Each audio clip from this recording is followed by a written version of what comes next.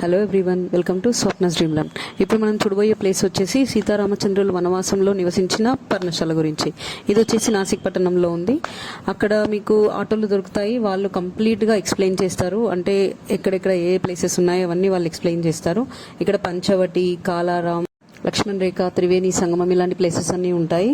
అక్కడ local గైడ్ని auto వాళ్ళని మాట్లాడుకుంటే కనుక వాళ్ళు క్లియర్గా ఒక్కొక్క ప్లేస్ గురించి చాలా క్లియర్గా వాటి హిస్టరీ ఏంటి అని మొత్తం ఎక్స్ప్లెయిన్ చేశారు. సో మీరు ఎప్పుడైనా నాసిక్ విజిట్ చేసినప్పుడు తప్పకుండా అక్కడ ఆటోస్ని ప్రిఫర్ చేయండి. వాళ్ళు లోకల్ గైడ్గా కూడా ఉంటారు. సీతాదేవి అపహరణం, సీతా అపహరణం తర్వాత ఆగ్నేయరేఖ అయిపోయింది. ఈ జలరేఖ ప్రకారం ఫస్ట్ అన్ని మెంబర్ గంట పెట్టుకోవాలా పర్ణశాల అటలు కూర్చో తర్వాత అవతాల లక్ష్మణ్ రేఖ సీతా అపహరణ చెప్తారు. లక్ష్మణ్ రేఖ అంటారా? फ्लोरिंग वाटर है ना माँ, ये लक्ष्मण रेखा रहता है. लक्ष्मण रेखा क्रॉस किया सीताम्मा भिक्षालु मतलब सीताम्मा अपहरण प्लेस को रावण उठा कर लेकर गया. पीछे मंदिर का जीर्णोद्धार का काम चालू है, इसलिए दर्शन आगे दिया है. शांति से दर्शन करो, मनोकामना मांग लो. जो बात रावण है वो फिर से